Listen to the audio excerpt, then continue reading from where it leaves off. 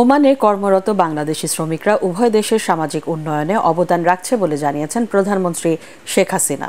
দেশটির রাষ্ট্রদূত আব্দুল গাফফার বিন আব্দুল করিম আল বুলুশি সকালে গণভবনে প্রধানমন্ত্রীর সঙ্গে সাক্ষাৎ করলে তিনি কথা বলেন। এলডিসি পরবর্তী সময়ের জন্য ওমানের সমর্থন চান প্রধানমন্ত্রী।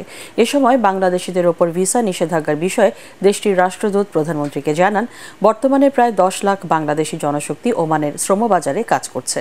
অতিরিক্ত জনশক্তি থাকায় এই স্থগিতাদেশ দেওয়া হয়েছে। এ বিষয়ে ঢাকা থেকে ওমান সরকারের কাছে অনুরোধপত্র পাঠানোর কথা বলেন রাষ্ট্রদূত। সাক্ষাৎকালে প্রধানমন্ত্রীকে ওমানের ঐতিহ্যবাহী নৌকার রেপ্লিকা উপহার দেন তিনি। এদিকে বাংলাদেশ ও স্পেনের মধ্যে ব্যবসা বাণিজ্য জোরদারের গুরুত্ব আরোপ করেছেন প্রধানমন্ত্রী শেখ হাসিনা। স্পেনের রাষ্ট্রদূত গ্যাব্রিয়েল মারিয়া সিস্তিয়াগো ওচুয়াজি চিনক্রেট সৌজন্য সাক্ষাৎ করলে বাংলাদেশে বিনিয়োগ বাড়ানোর উদ্যোগ নিতে রাষ্ট্রদূতকে আহ্বান জানান তিনি। এ সময় বাংলাদেশের বিশেষ অর্থনৈতিক অঞ্চলে বিনিয়োগ সহ স্পেনের আইটি খাতে আরও বেশি বাংলাদেশি নেওয়ার কথা বলেন প্রধানমন্ত্রী। বর্তমানে প্রায় 60,000 বাংলাদেশি সেখানে বসবাস করছেন।